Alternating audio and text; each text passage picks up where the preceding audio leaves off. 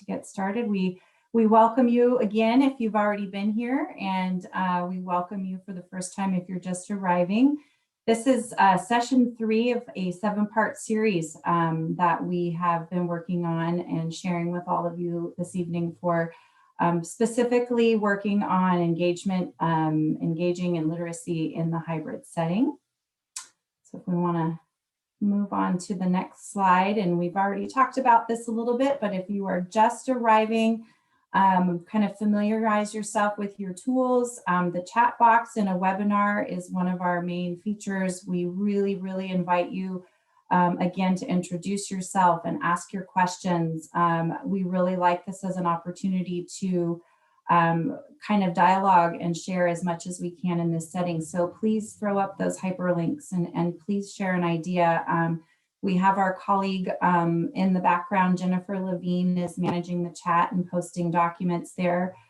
So we'll point you to the chat. You should be able to get a link to our home base, which has information and resources for all of the webinars that we'll be presenting in this series, as well as links to important documents.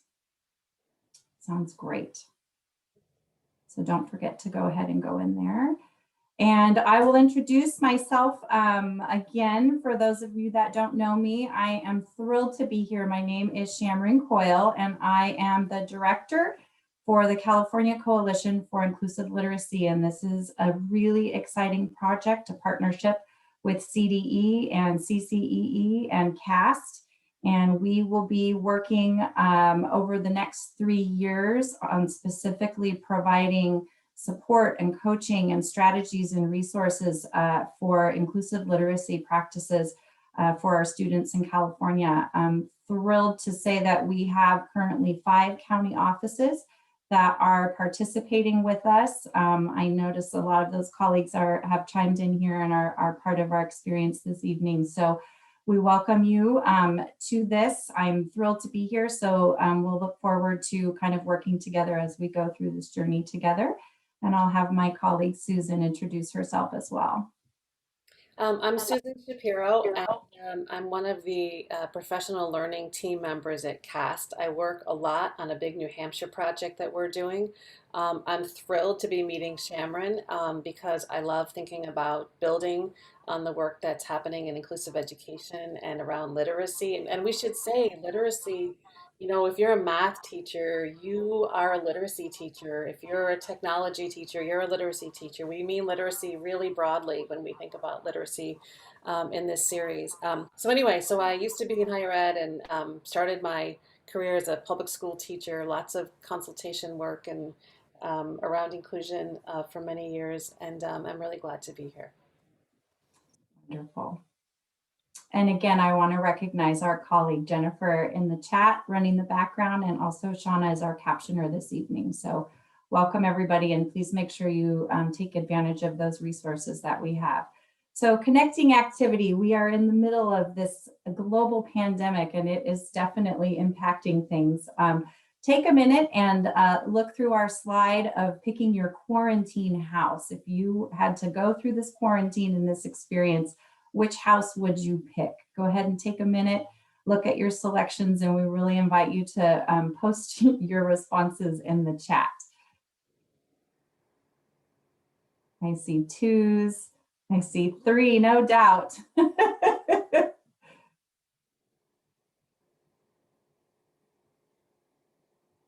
love it. House 5. House 6, because they get to swim at lunchtime. I love it. House 4 with marshmallows. Oh, that would be great. I love it. Binge watching Netflix. A lot of that has happened during the pandemic. I don't know. I waffled back and forth between house 3 and house 6. What would you pick, Susan?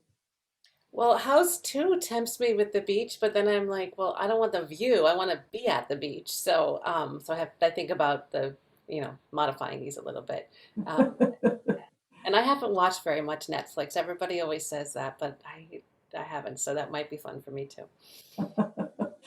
That's great. So one of the reasons why, it's a fun, engaging way to kind of look at this collective experience that we're having, in going through and surviving this pandemic from a lot of different perspectives. And so, our goal with putting something like this up there is it's a fun way for us to, begin to engage with you in kind of a lighthearted way. But also, it's really important to point out that, we've all chosen a different house. We've all chosen a different perspective. And that's the same thing for our students and the same thing for any learner that they're engaging. There's different points of entries and different perspectives and different places and things that you might pick across time. And so it'd be interesting to see what you would pick if we weren't in pandemic and what would appeal to you that way. So just kind of connecting us to our work today. Again, we're going to be focusing on engagement, particularly in literacy in the hybrid environment. And this is, one of those good ways to just kind of get our thinking going in a fun way. And to piggyback on what Shamron's saying, we couldn't predict what people would pick, right? It wasn't like all the people with, brown hair picked house two and all the people under 30 picked house one. We really saw a lot of variability, and that's a term that we're going to talk a little bit about later in this hour, that learners are variable, as Shamron was saying, that we can't say, well, learners with learning disabilities, would pick this house, and learners who are in high school would pick this house, and learners who really learners vary in lots and lots of ways, and just like we all do in the silly house example. So we're going to be talking about learner variability. We'll just kind of plant that seed of that term right here. Yeah, I feel like that's the one constant thing I can rely on these days is the variability piece. So today's goals in moving into some of the deeper thinking that we're going to be going through today is I really invite you in this process to consider yourself as a designer. As educators, and many of us are teachers and we identify with, being called a teacher, but I really invite you to maybe shift your mindset and shift your thinking a little bit and consider yourself more of a designer in this learning process. And so particularly, we're going to be talking about some successes and some challenges that we've encountered in this new setting. And then we're hoping to help to generate some thoughts and ideas around engagement, specifically, how do we hook them in? How do we get them interested? How do we keep them interested? And then how do we get them to translate and apply those skills to themselves so that they can self-regulate and kind of continue the learning process, maybe when we're not there helping them quite as much? And one of the things that in the work that we've done in the last year, listening to teachers, that I feel like has sort of been said without being said, is in this new hybrid model, the students just aren't engaged, right? Even the most committed of my friends who are teachers and colleagues, and in higher ed and pre-K. This notion that the model has changed the level of engagement in the learners. The learners are just not as engaged. And we're really going to try to switch that lens a tiny bit today, to think about design. As Shamron said, to think about ourselves not as teachers crossing our fingers and kind of hoping that learners come through the door or come through the Zoom space.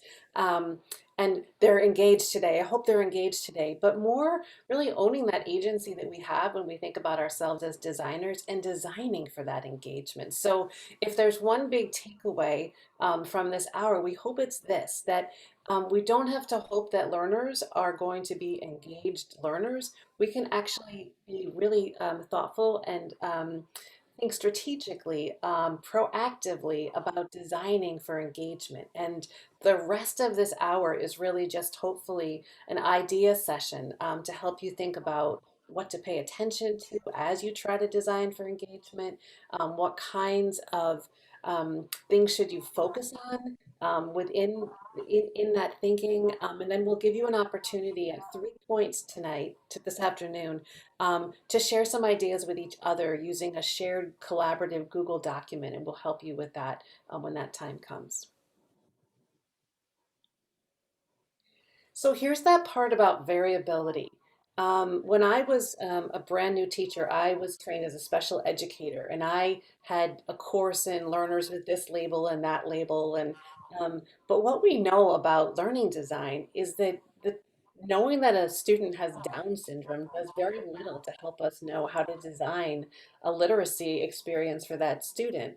But knowing something about a student um, background knowledge and a student's emotional well-being and a student's communication skills gives us a little bit more agency as designers in kind of creating right-sized, right-timed instruction. So my point is that the label is not so helpful, right? We really want to be thinking about learners as having variability, right? That learners vary, and they vary in along these dimensions. They vary in their level of interest, their capacity to sustain effort and persistence. And that variability is contextual, right? So not only do we know, we can predict that learners are going to be different in these dimensions, we also know that is going to change day to day, setting to setting, season to season, um, for all kinds of reasons. So my background knowledge in one context might be a lot. And in another context, I may not have as much background knowledge. So I'm not just one kind of learner. I'm a learner who is different in every learning experience. And so we're going to use that term variability, and kind of the good news, bad news is that even if I'm working 24 hours a day as a teacher, committed as can be, I really can't know what the right choice is for every learner in every moment of every day.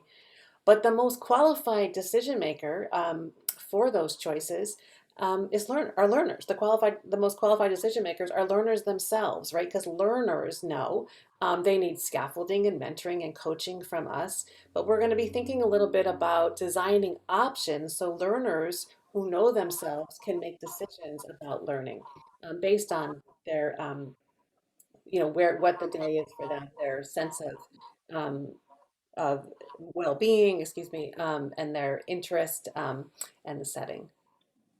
I love that connection to agency and ownership and allowing those choices and designing for that in mind. That's such an important feature for us to consider as designers moving forward. So part of the work that I'm really excited about and what kind of keeps me going are the connections that I have with people. And in the work that I have done and in the work that I'm doing now, it's been really amazing to connect with fellow teachers and educators across the state in all different settings. And we got some really good feedback, and there were definitely some overarching themes of some really great pockets of success and some challenges as well. And one of the pieces that kind of surfaced quite a bit for us in this is, students really maintaining and initiating and having that interest. And so as a second grade teacher, for example, and this was feedback that I got from a first grade teacher as well as a high school teacher, they're feeling really successful in their ability to work virtually in small groups, connecting with kids individually. They feel really positive about that work and their ability to provide that targeted instruction, particularly in the hybrid setting, because there are maybe fewer variables. In a classroom setting, when I'm working with a small group of students, I don't have the distraction of the rest of the class. So the virtual setting can be a little bit easier in that aspect of things. But one thing that kept coming up was, teachers are worried about, students and the interest that they have in continuing being interested in literacy and reading more on their own. And so this is something we're going to explore a little bit and maybe start to think about some design elements that we can incorporate to address this barrier. So we're going to think about this problem of practice. Learners are not reading as much on their own. and kind of hypothesize that maybe they're not interested, right? Maybe without us there saying, you're going to love this next chapter, that maybe learners are not, they're just not able to become as interested as they would be if they were with us. So I want to put on my designer hat, and you'll see this 3 times throughout this hour, where we sort of pose the question, right? We take that general sense that Shamryn described to us about what's happening in the field, this very great example, this rich example in the second grade classroom about learners becoming interested in learning, and ask, how will my hybrid literacy design provide learners with multiple ways to become interested? Why multiple ways? Because of that variability slide, right? Because we know learners vary in the ways that they make meaning, in the ways that they engage, in the ways that they act and demonstrate what they understand. Because we know that learners will vary, we want to make sure that as we think about design, that part of our sort of answer to each of these design questions is we've got to think about multiple ways, more than one way for learners to do this thing. In this case, it's becoming interested. I'm hearing a little bit of an echo. Is anybody else hearing that? Slightly. I think if while one of you is speaking, the other should just mute and then vice versa. Okay, thanks, Allie. So if I'm thinking about, all right, I've got to think about how to support learners to become interested in learning. What can I do in the design? What can I pay attention to in the design that might help me to do that? So these are 3 sort of areas that you could focus on in design if you were thinking about how to recruit learners' interest, how to support learners to become interested. Now, this is not the one about stay interested that Shamryn referenced earlier. That one's next, right? But we're going to be thinking now about this just becoming interested.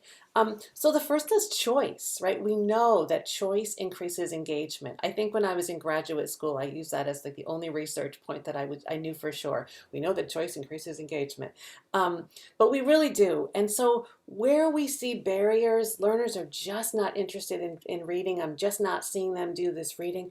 How do we build in more learner choice and autonomy? Are there ways that we can give learners options, right? So maybe they're not becoming really interested in reading the book that I assign, but is there some way that I can give them some choice and autonomy around what they're reading? And you could think of a million examples, and hopefully you will in just a little while in these Google Docs. Another area to kind of think about and focus on is relevance, right? How relevant is the task? And as the world situation becomes increasingly more concerning, the importance of relevance is growing, right?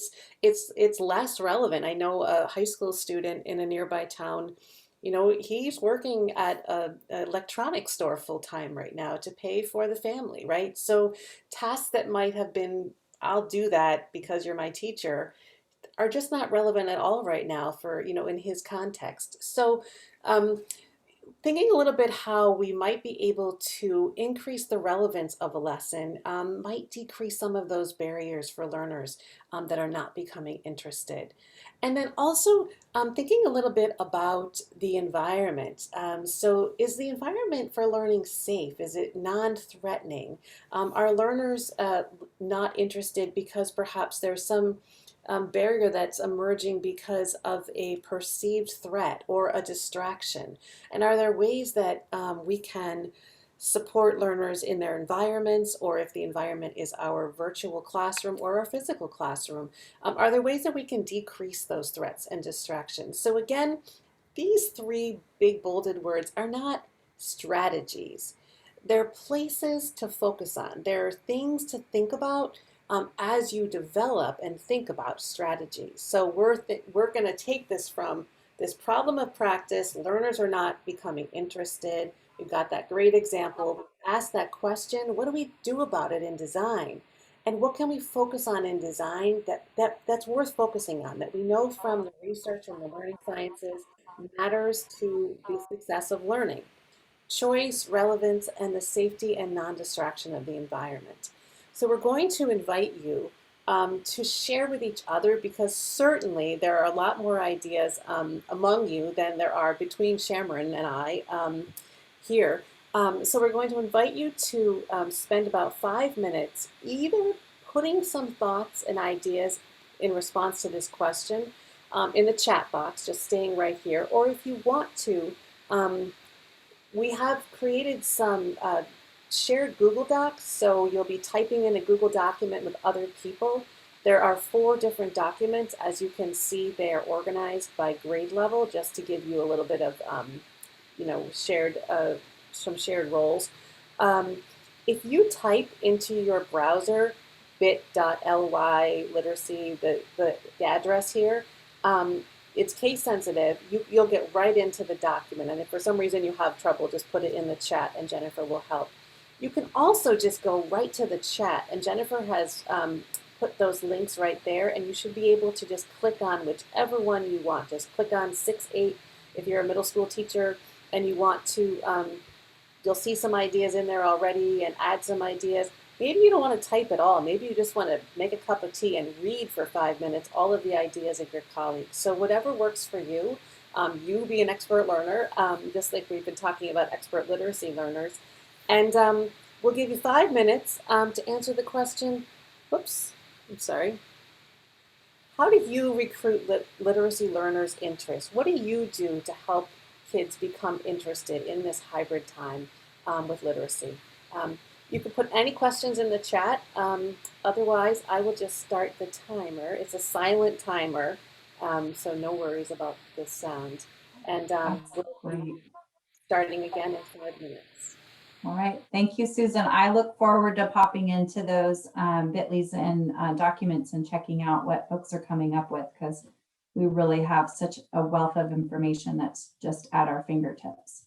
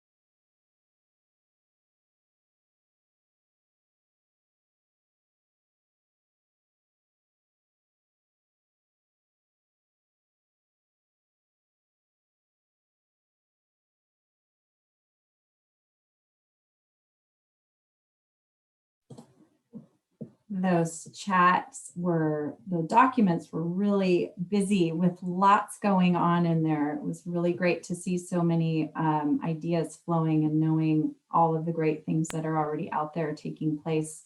But I really appreciate keeping our thoughts focused on, the choice and the relevance and the importance of really minimizing those distractions. One thing that really came up across a lot of the documents related to that relevance is making sure that we're using materials that students can relate to, not in a personal way, but also culturally through their identity was an important component that I think was worth noting in some of the reflections I saw in those documents. I also think I forgot to give you an important piece of context, and there's no harm done. But we'll be using that same document for all three brainstorming times. And so if you got in there and you thought, wow, some of this stuff isn't like what she was talking about, what they were talking about, that's why. So you'll be able to go right back into those documents and you'll see a section for, each of these. And everything you wrote, it's a great idea. It doesn't matter if it's in the right place or the wrong place. If it's a great idea, it's in the right place. So there's no right or wrong. I just wanted to make sure that if you were confused, that might be why. Thank you for that clarification. So in our discussions, and again, I had the opportunity to connect with a lot of colleagues and educators across the board, and this was another theme that came up. And one of the pieces of this puzzle that resonated with me when I was talking with people is they're missing some element of that energy exchange. And I think, when we're looking at launching something and we're having an interesting discussion and students are very encouraged and they have a lot to say, sometimes that has a lot to do with the energy that we're bringing as we're introducing a topic. And then for this situation, we're talking about engaging in book discussions, and a lot of educators feel very comfortable, and this is one of their instructional strengths of really being able to launch and facilitate some really meaningful, rich discussions that really are based on student thoughts and ideas. And one of the challenges that we have seen come up, particularly in this hybrid setting, is the ability to kind of continue this discussion after the launch. The energy seems to wane a little bit. And when we're using some of our features, chat rooms and breakout rooms, it's hard for a teacher sometimes to monitor and to see what's going on in each of those places. And so one of the challenges that's come up is, teachers have said that they feel after a certain amount of time that folks aren't really listening anymore. And, when we were teaching live and in person in a classroom, it was really easy as a teacher. We've got a set of tools in our toolbox and things that we really want to lean into that we use on a regular basis to keep the momentum going on our lessons. Has gone to the wayside now because we're teaching in a much different setting. And so we've had to kind of relearn and rethink and to connect us back to this element of design. So this problem of practice is looking at, how do we keep this rigorous, rich discussion going?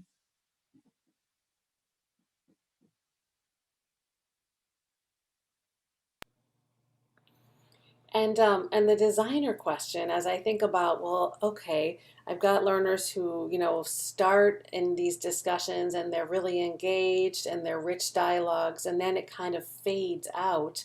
And when I'm in the classroom, I'm a really engaging teacher, but now I'm not there, so I have to design for engagement. I ask, well, how will I be able to provide learners with options to sustain their effort and persistence? So what if I'm not there? Right? That engaging teacher. Come on, Shamryn. I'm not there to do the engaging. How can I build options for them to kind of lean into and be supported, to choose options for learners to say, I need to do this to keep going, right? I'm feeling like I need to do this so that I can stay engaged. I'm watching myself become less engaged. So again, we take that problem of practice and we frame it as a design problem, and then we have more agency as teachers. I think that's the good news of it. So, as we're thinking about sustaining the effort and persistence of learners, learners who are doing that learning far from where we are, learners that we're not being able to walk around the classroom like we used to do to kind of keep track of everything, what can we pay attention to in design that might support effort and persistence in our learners? The first thing is being really clear about the goal, making sure that learners know the goal, right? If I know the goal, I'm much more likely to stay engaged in something because I'm working towards something. If I'm just kind of doing problems 1 through 17, and then at the end of that, I read chapter 14, and then at the end of that, I go into a small group and I talk about this, right? If I don't really know what the goal is, today we're going to learn how to add descriptive language to our writing, and we're going to be looking at that in a variety of texts. If I'm clear on the goal, it might help me stay engaged. So, how do I make sure that in my design, the goal is really highlighted? How do I make sure in my design that learners are reminded of the goal on a regular basis or have access to that goal whenever they want to be reminded of it? How do I even think a little bit about learners helping to co construct that goal at some points in time? Another area to focus on as I'm thinking about the design of my lesson or my learning environment and wanting to support learners to be able to sustain that effort and persistence is inviting learners to collaborate. Right now, for some learners, demanding collaboration is going to decrease engagement, right? So not everybody wants to be in a breakout room or a small group, but for some learners, that social aspect of learning is a real support to staying engaged. So how do I build options for collaboration? How do I really support community building in my designs, even my hybrid virtual learning designs? And then also feedback, right? So I know that there are times I can be working on something and I'm starting to lose interest, but then a colleague might say, oh my gosh, that seems like a great way to do that. And I feel encouraged because what I'm doing is making meaning and somebody's getting it and they're giving me feedback. Or if I'm having a time when I'm doing some work and I feel like I just don't know what to do next and somebody, gives me some descriptive feedback, not feedback, Susan, that's lousy, but mastery oriented feedback. Susan, I know you're going to be able to pull this off, but I'm wondering if you might want to be more clear about this. So how and when and where do we give learners options for getting feedback? Not necessarily just at the end of okay, the assignment's done, put it in the inbox, submit it to my email, put it in the Google Classroom, but when learners need it most. And that feedback also, right, gives us information, assessment information about how learners are doing. So we have that great two-way street. So those are some things to focus on as we're thinking about strategies, trying to develop some strategies for designing learning and lessons that support effort and persistence, that give learners options for staying interested, for staying engaged. So again, we're going to invite you to go back to those same places. The chat will remain one place to be, and we will try to copy the chat, so we'll put that into the home base so you'll have the resources. There are some great things coming through, and you'll have access to those Google Docs for a very long time, probably forever. So you'll be able to, if you want to check out the middle school one or the elementary one that you didn't get to look at, you'll have a chance to do that. So we will, any questions you can put in the chat. Otherwise, how do you support learners' effort and persistence in this time? What are you doing? What's been working? Feel free to put questions too, and maybe somebody will answer them in the doc. So we'll start 5 minutes, and we'll start again and see you then. Yes, I would also encourage folks even to look at some of the documents that are outside of your grade level and range. You might find some interesting ideas there to apply to your own practice. It's been great to see the feedback loop that's going through this thread here.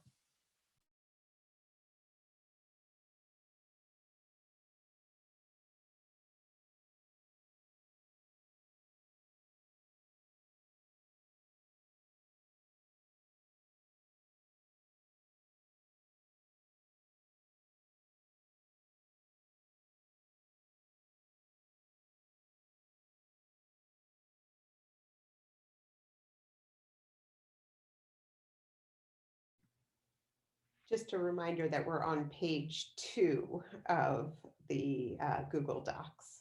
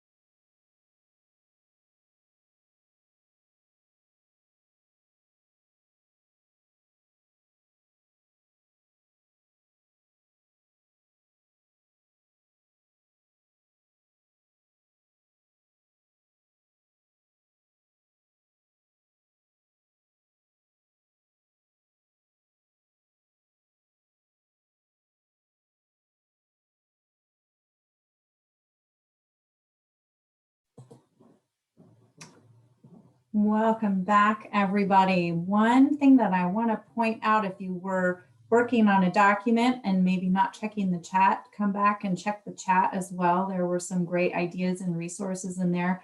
One that really stood out for me, I think, is allowing learners to set their own learning schedules. What an empowering experience that would be. And the fact that in this setting, in this hybrid model with the pandemic, we actually have the ability to kind of craft a day around that, and how great that would be for students to actually be able to engage in tasks at a time of day that's going to be best for them to help them. So great ideas on both the documents and the chat.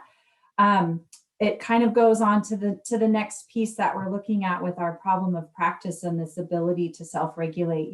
As adults, we have a lot of strategies and things that we can do throughout our days to keep ourselves engaged and manage our time and our energy accordingly, that our students might not have that, quite at their fingertips as much as we do as adults. And so when we're designing for our environments, when we're in person with our students, a lot of the teachers I talk to really feel proud about the work that they do with reflection built into their classrooms and time for check-ins and self-regulation and movement breaks. That is happening in person. And I've also seen some really creative ways to work that into the virtual classroom as well.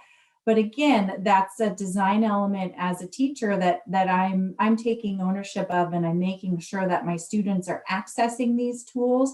But one of the things that I worry about as an educator is once I'm not there to remind them, or once I'm not building this movement break into this series of a lesson, how do I know if my students are actually applying these concepts to themselves? How do I know that they're managing their emotions and managing their time and their attention outside of the lesson that I've designed and created for them? That's one of those problems that I heard come up across the board in the educators that I spoke with in preparation for today. So I wonder what we might consider in our design elements for that, Susan. So we'll go through this a little bit more quickly because we've gone through this same thinking process, and hopefully it's a little bit predictable now. But to answer your question, Shamryn, I think, again, we say, how will my hybrid literacy design provide learners with more than one way to self-regulate, right? That idea that, like, what is this thing I could offer learners that would help them self-regulate? They all could, but there's no way to finish that sentence, right? They all could nothing, right? Each learner is going to need a different way to stay regulated and be able to check in with those feelings during learning at different times. And each learner is going to need support to learn how to do that, coaching how to do that. And so we're really focused on, in the design question, more than one way for learners to self-regulate. And what do we pay attention to? Motivation, strategies, and reflection. So first, motivation. Am I entering into a task that I have failed 500 times before, right? Am I entering into something where I know everybody in the room is thinking, she can't do it, right? Or is there a sense of belief that I can do this and this is worth doing? So one of the ways of supporting self-regulation is to really pay attention as a designer to the affective part of that environment, and the affective, really the cloud around that learner. Is it like a sunny, happy moment, or is that learner feeling just sort of like a dark cloud of, I can't, and it will never happen? So we can pay attention to making sure that learners have options for getting that positive, I believe in you feedback when necessary. We can also pay attention to how we build in our designs options for learners to just employ strategies, right? If you want to take a break right now, there's a virtual calming room. I've linked it in the Google Classroom. Take 5 minutes and go watch one of those peaceful nature scenes, or listen to one of those symphonies, or take a movement break. Here are 5 things you can do. Let's do that. Or here's a list. You can put it on your kitchen table while you're working. And if you feel like you need a break, you can do one of these things and make a little check next to the one that you do once in a while, and then let's talk about it during our meeting about which of those self-regulation options you found that were really working for you the best.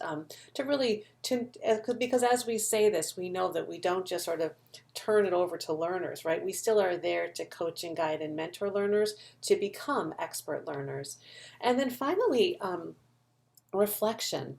Um, Thinking a little bit about building time in for learners to even know how they're feeling. So for some learners on some days, they know quite well about how they're feeling in a given moment. But for some learners, reflection is not a safe direction to think in, right? So I may be just forward thinking what's next and not really knowing how it is that I'm feeling. Or maybe I'm a learner who reflects all the time, but I have a lot going on right now, and so I'm just kind of not thinking about how I'm feeling. So giving learners safe and guided opportunities to reflect, to even know how they're feeling, so they can make good, healthy decisions, strategic decisions about those self-regulation options. So we'll just take 5 minutes to think a little bit about supporting literacy learner self-regulation. What do you do? What have you found? What is not working for you? Put that in the doc too, and maybe ask somebody to give you a suggestion. Jennifer's put those links in the doc, and I'm suspecting, Jennifer, pop in if I'm wrong, but we're on page 3, the last page. I keep forgetting to tell you that. So we're on the last page. Enjoy the ideas that are there. Read back to some of the ideas from the other parts if you haven't had a chance, and add at least something if you can, that's from your bag of tricks, so to speak, for how you support learners' self-regulation. Yes, I would also encourage you to put some things in there that have worked for you personally. I know it's been very challenging for teachers through this process. So how are you getting your energy restored through this process as well? And how are you getting that feedback loop and keeping yourself kind of fresh and moving forward as well is important in this work.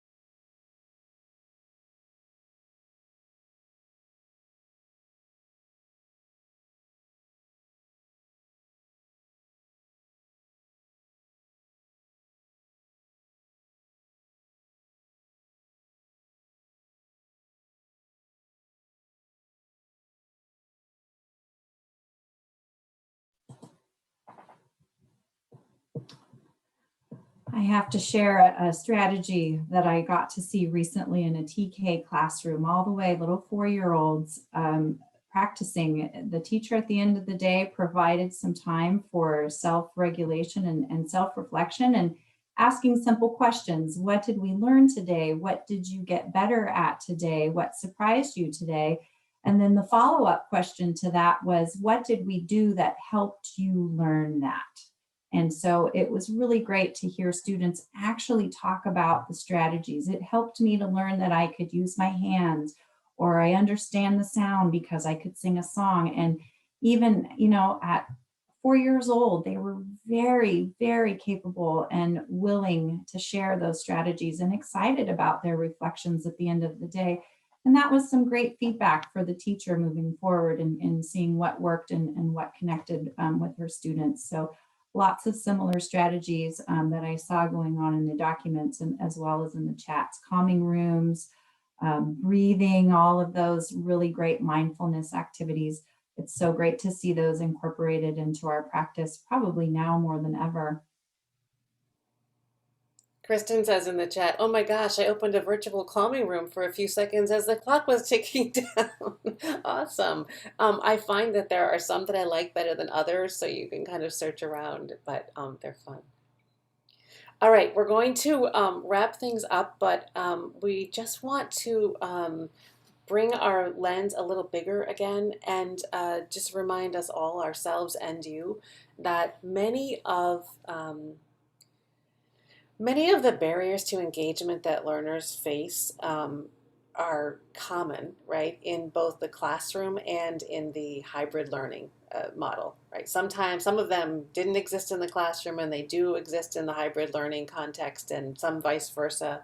But one exists all the time and has forever, and that is that in the content, if I don't see myself as a learner in that content, that literacy content that you're giving to me as this teacher, this person who's educating me, then that's a big barrier to engagement. So I'm going to hold up a book that I purchased this month that I'm just really excited about reading. And when Shamryn and I were getting ready for this webinar, we realized that we were both reading it. So pretty fun.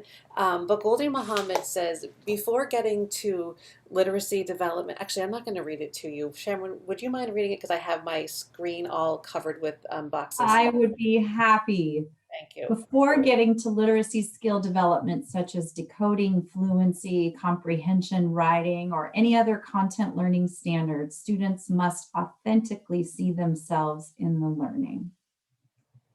And it really gets at that systemic piece, right? Are there systemic barriers? Are there habits and ways of being barriers to learners being engaged in literacy learning, whether it's in the classroom or it's in a remote model?